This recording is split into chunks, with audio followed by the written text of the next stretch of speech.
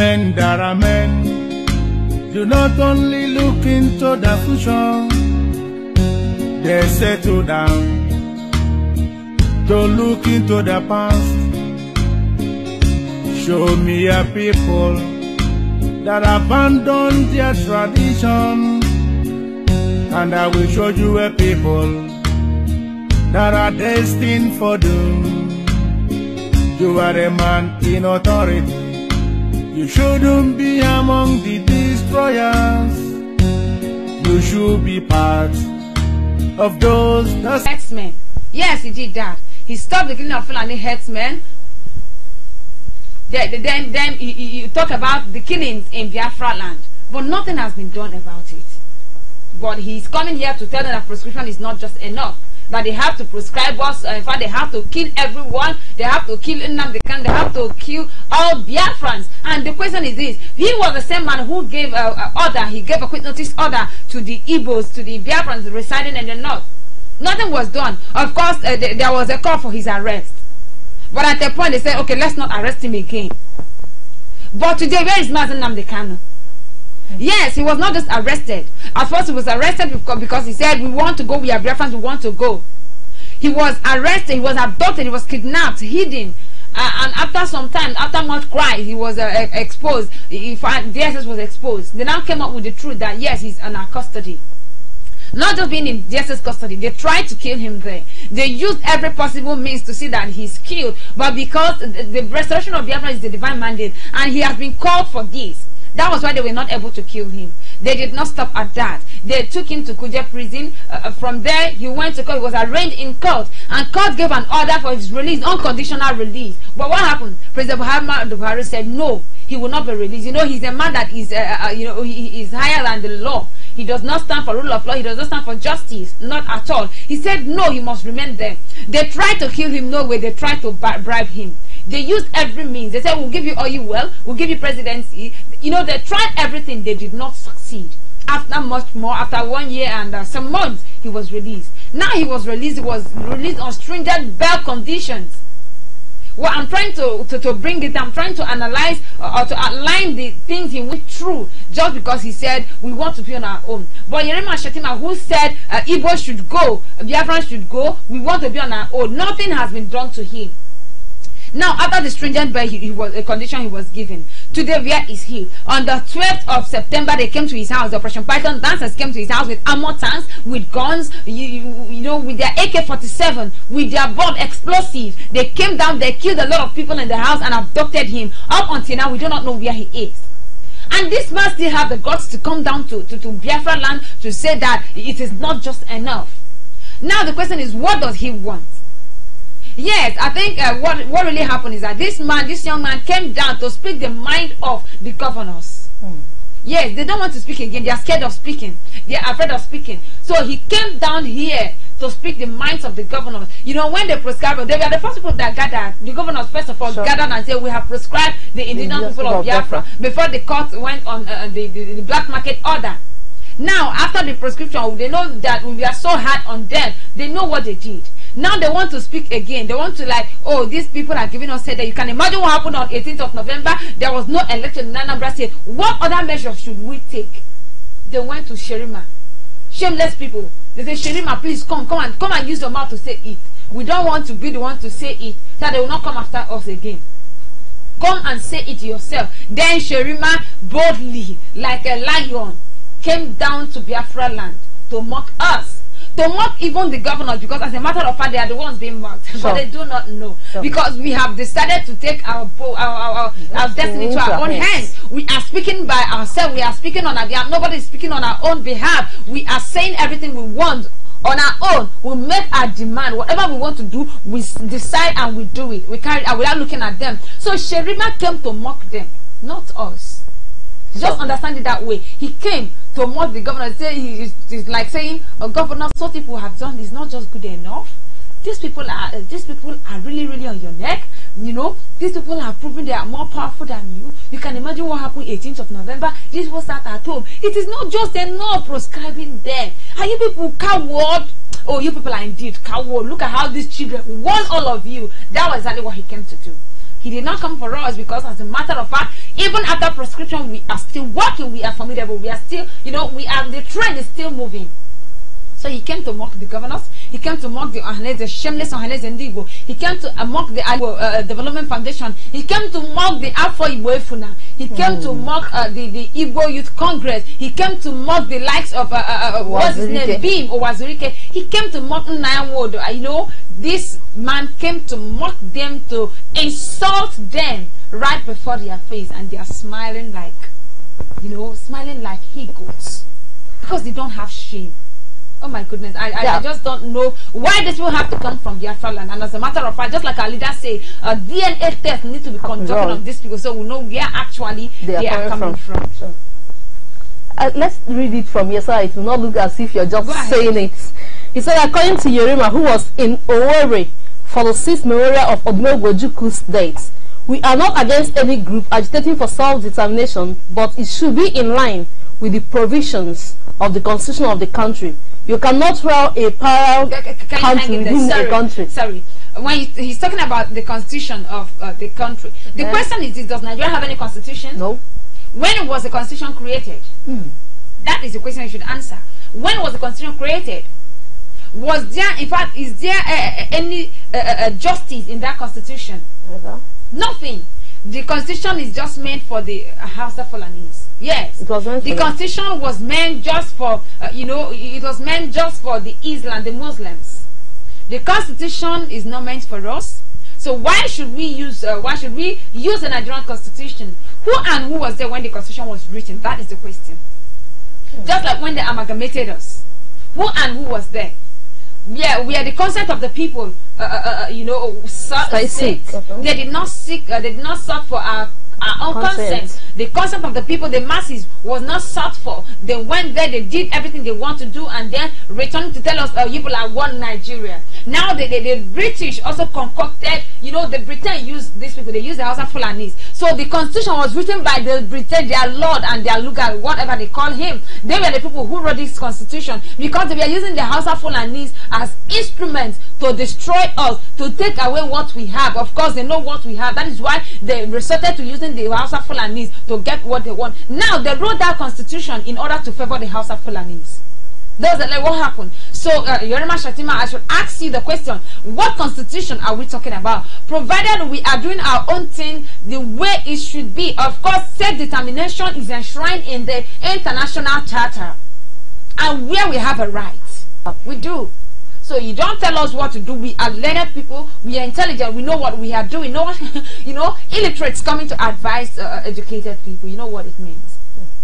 So I think he's sick. Sure, he's sick. So, still to substantiate what you said, let me still read down. Go ahead. He said, we have been working with the leader of the movement for the actualization of sovereign states of Biafra, Masob, but he's no longer the leader of Masob. Chief Raf was Like, this beam, not Masob. And we have been going onward without friction until 2 years ago when Kanu came out with IPOB and started insulting everybody and referring to Northerners as animals. That was why we decided to make it easier for him to go, because we are thinking that he was speaking on behalf of the Igbo. He, however, said that the Arab group resigned the quit notice after the intervention of prominent Northern and Igbo leaders.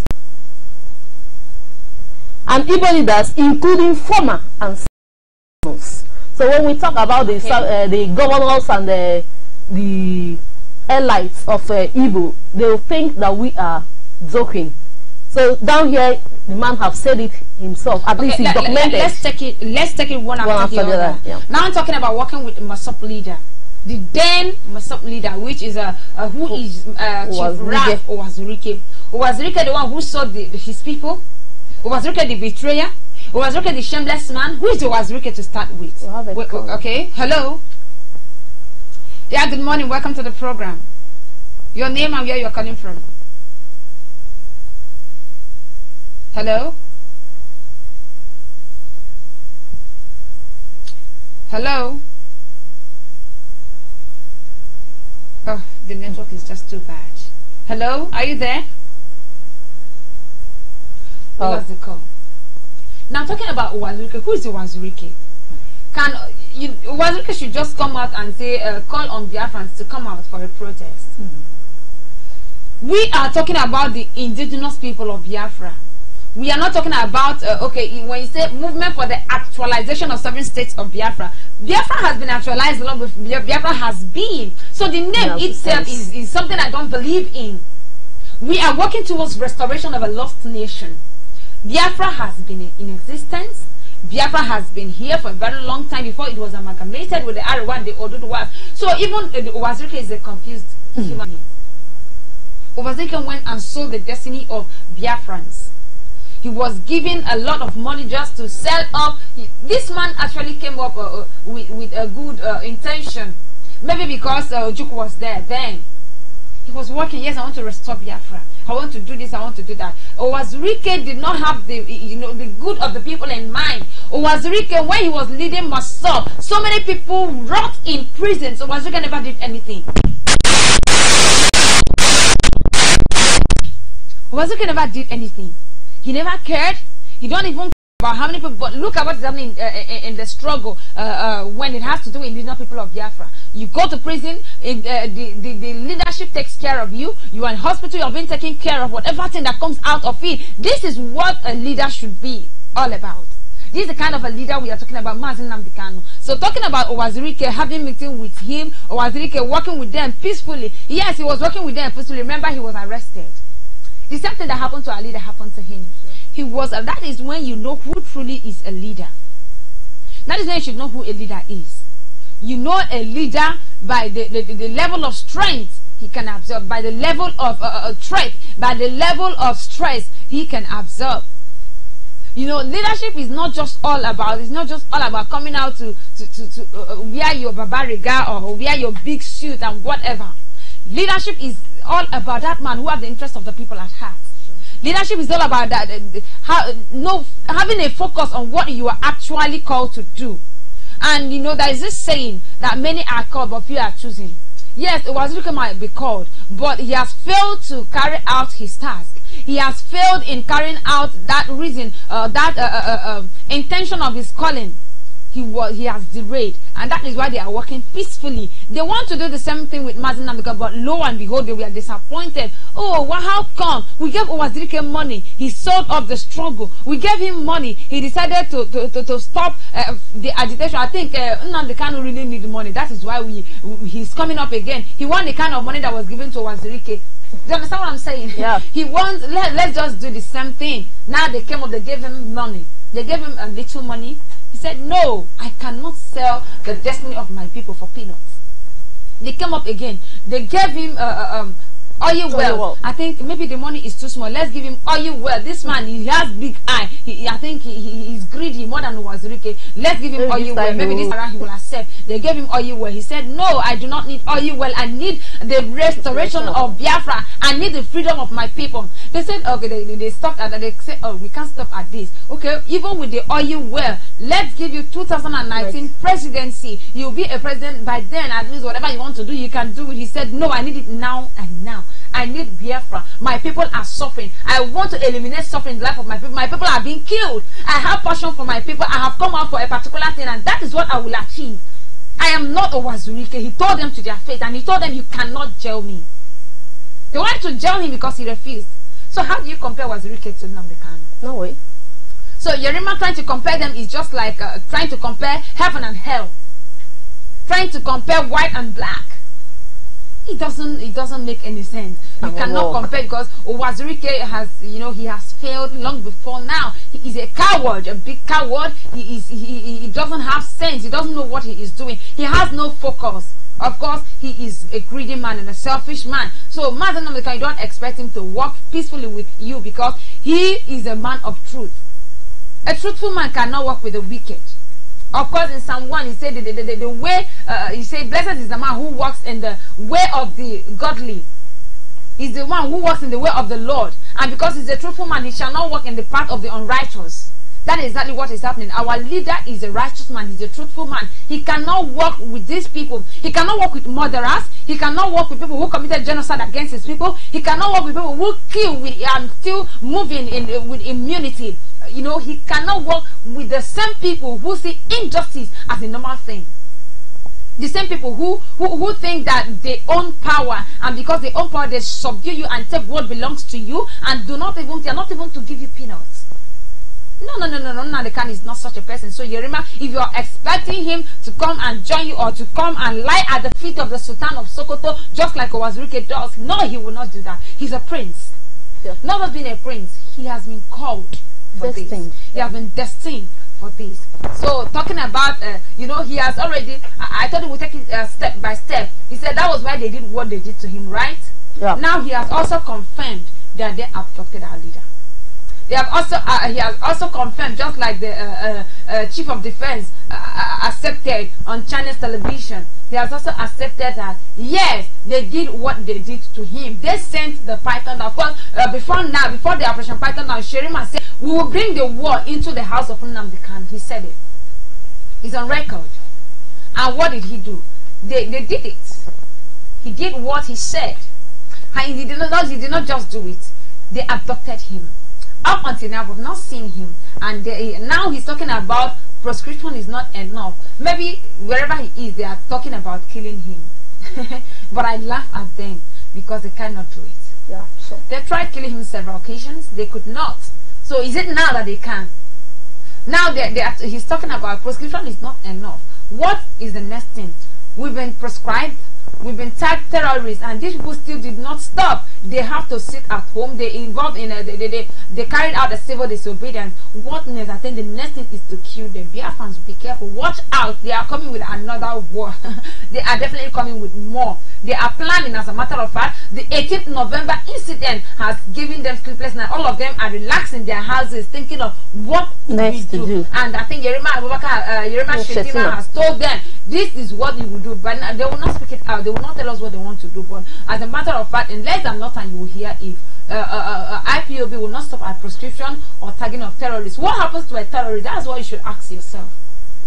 How is a terrorist being dealt with? They kill them, yes. They jail them. Of course, we've been jailed. We've been put behind bars. So many of us are there in the prison. So many of us are in prison for no reason. Nobody is being, nobody is being questioned. Nobody goes for them. They don't even arraign them in court. Every day they keep adjourning the case, and when you come to the court, you don't see the lawyer, you don't see the judge. Is that not enough punishment? So now they say it is not enough. Tagging us terrorists is not enough. What next? We are expecting them to come up with the next agenda, but we will still stand to tell them that this generation must restore Biafra. Sure. It's a must. Just like what he said here, I believe it will be the opposite. He said they withdrew the quick notice until the 19 northern states, claiming firm nerves, and no one's soul was hurt.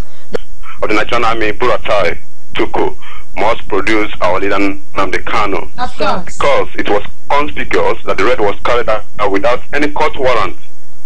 Yes, the raid was carried out without any court warrant. Therefore, it is illegal. Now, for them to come out now to deny the fact that they don't know the whereabouts of our leader is what I tell as prevaricating. So, trying to use cheap propaganda that our leader jumped bell is designed to appeal to the uneducated. So I stand that there is something, there is something we call the doctrine of last seen, in quotes, the doctrine of last seen. And the question now is, who saw our leader last? Who saw Nnamdi Kanu last? The Nigerian Army did. They did. So they must produce him. Sure. They must produce him. How come they never applied to have the case struck off? They never did. All the while Kanu was seen publicly, they never